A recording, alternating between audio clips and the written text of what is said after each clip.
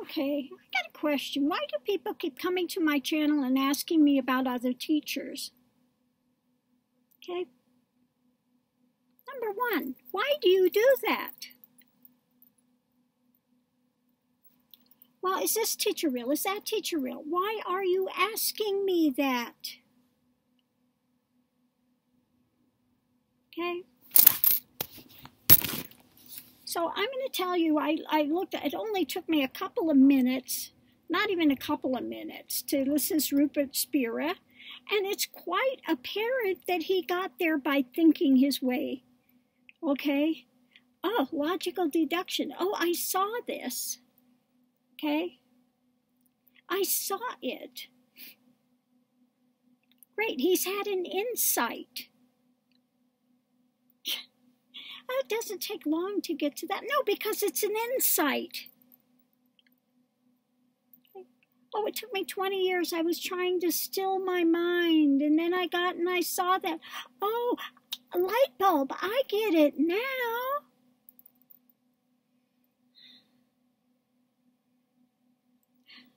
Realization is not a light bulb moment of all of a sudden, oh, now I understand. I have an understanding. Okay? Realization is not a logical understanding. It's a moment when everything deconstructs. What he's speaking of is not a deconstruction. It's another ideation. Okay, oh, I get it now. I see it now. Why didn't I see that before?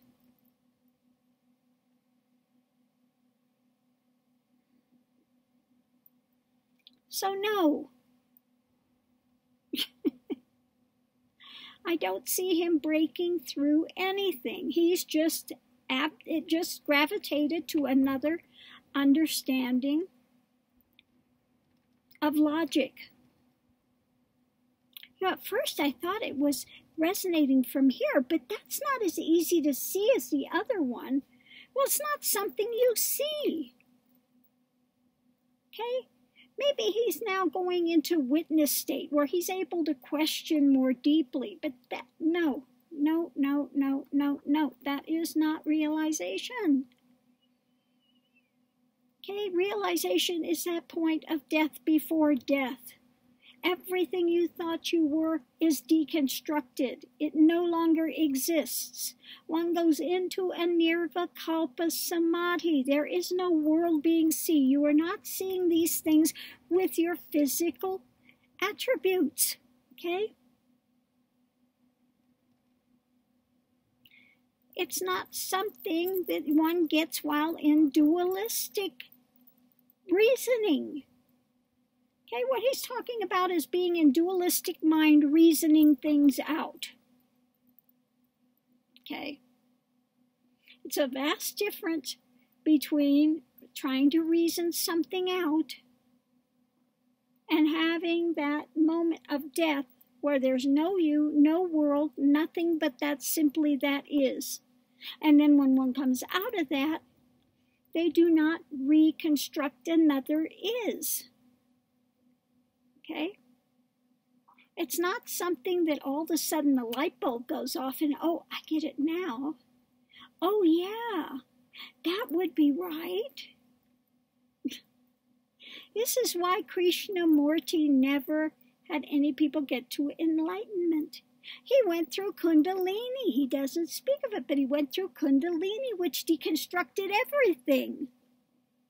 And then he tried to get people like this guy, Spira, there by logical reasoning, attempting to still the mind. They're trying to repress the mind. There's a difference in it stilling because everything's blown out and trying to repress it. Okay. The path that I teach is not about repressing. We don't repress mind. It stills. It blows out. Okay. And one remains in realization. Everybody wants these satsang sellers. Oh, I don't want Kundalini. That's too hard. I might have to actually face something. there might actually be consequences. No, I want to go to some guy I could sit to and he's going to talk and I'm going to suddenly get like a light. Okay? Oh yeah, that's right. Now I'm enlightened. It doesn't work that way. You can sit with these satsang sellers for the next 1,000 years and you're not going to get anything any deeper. You might as well read a book. What's the difference between reading a book on it and listening to one of these guys? Are they giving you any practices which actually change your consciousness? Or are they giving you another thing to gravitate to try to manufacture another thing in dualistic mind? Another play.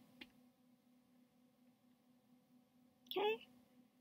I'm sorry, but after a while it gets very frustrating with being a teacher that's gone through Kundalini, gone through the whole of the journey, and you keep having people coming to you like you're an information booth. Well, what about this one? What about that one? Why don't you go and find out what about that one? Okay? Go find out.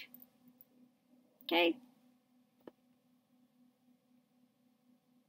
You know, I don't get it. Why does it have to be that it can only be realized if they're a man? And especially if they're a man and they've got a brown face, then it works even better. Or it could be a woman with a brown face. As long as they're from India or some other country, then it's more exotic, then it's got to be real. Okay? How many times do I have to say it has to do with consciousness? It is the mystic's journey, not the person that's going to sit there and read all these books and sit there and listen to some guy and say, oh yeah, that sounds good. Okay? Everybody else that got to realization had to actually do an in-depth journey. Look at Buddha. Look at Ramana. Okay, I don't know what Nisargadatta went through. I'm not familiar with his whole background. But you look at ones, and then people always come to me as well, and they go, but you can't be enlightened. Look at the way you talk. You're not sweet. You're not. Was Kabir sweet? Yukteswar Yogananda's guru, was he sweet? Okay. Nisargadatta, is he sweet? Ramana slapped a kid because he stole something. Have I ever slapped anybody? No. People have such a mistaken notion. They always want to follow these satsang sellers that sit there like this. Yes. And let me cognize for you in this faraway voice with long pauses. I'm so barely have a string attaching me to this world.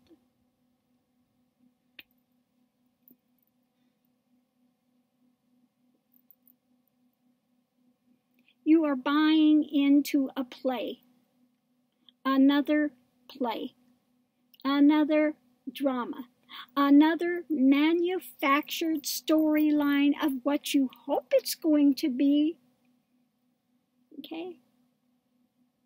But to actually get to realization where the mind blows out, doesn't mean a repressed mind, doesn't mean you ignore the thoughts, doesn't mean that, oh, it doesn't matter if they're there, I'm just ignoring them anyway. They don't mean anything.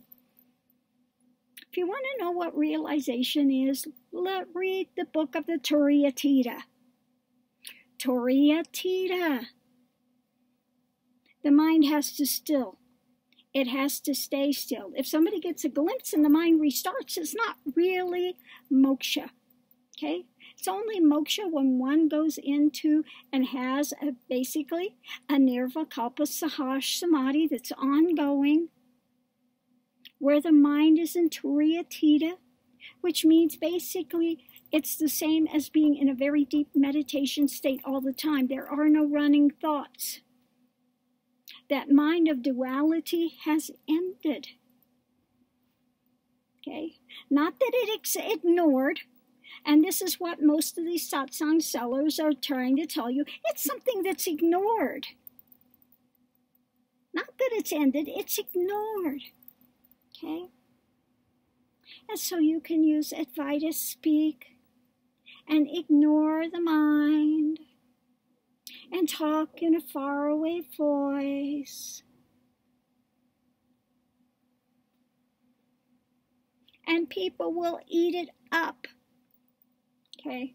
Maybe they've convinced themselves because they don't know the difference. There's a huge difference state between witness state, oneness, which feels very expanded. Witness state feels very expanded, but it is nowhere near realization. The mind is still in play. And it doesn't take long in listening to the satsang sellers to see that their mind is very much engaged. Okay? They're not talking from a point of stillness, of being blown out. They're talking from a point of, oh, I got it now. All you have to do is proclaim it. It's so easy. No, the path to realization is not easy.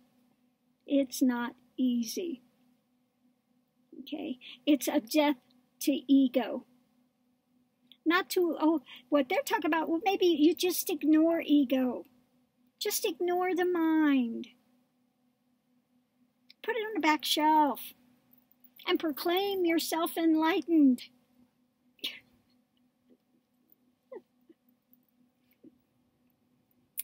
Okay? Doesn't work that way. You can be wearing green and proclaim that it's purple all you want, but that's not going to change the color. It's still green. No matter how much you've convinced yourself, no, it only looks green, but it's actually purple. Okay? And if you don't get that, okay, all you have to do is accept it's purple rather than green. And you've already got it. You're already there. Okay? So please, people, please do not keep asking me about these satsang sellers.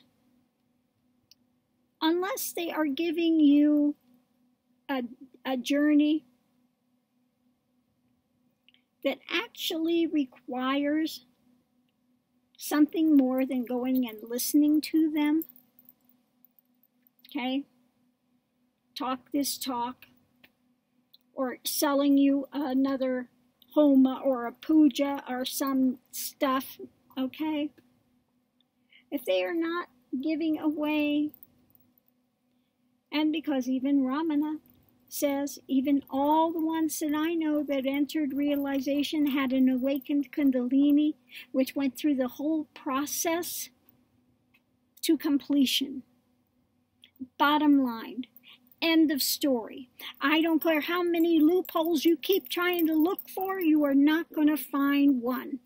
So please quit asking me. Okay, I'm going to leave this here. I hope everyone's having a great day. If you want to go follow them, go follow them.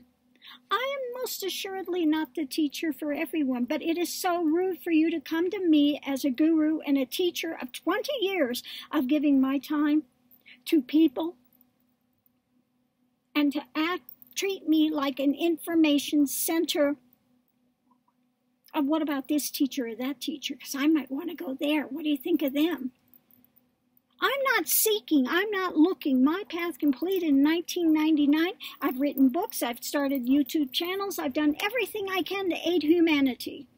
But I'm not going to continue to be your information center where you come and so rudely ask about someplace else you might be interested in going. Okay? If you don't want to do this path, don't do this path. Not a problem. And when I find a fake teacher out there that is really railroading people like Nityananda was, like Osho was, like Sai Baba was, I will speak out on them because they are really, really, really toxic. Okay? really toxic. So on that, I will put it out there. But please do not treat me like your little drive-through information center where you come through and say, gee, thanks, bye. There is no other guru on the planet that you can get a hold of like you can me. So don't abuse what I am giving out and making available to people who genuinely want to go forward. Don't abuse that, because it might get taken away. Okay. So I'm going to leave this here. Have a great day. See you online. Aho, namaste.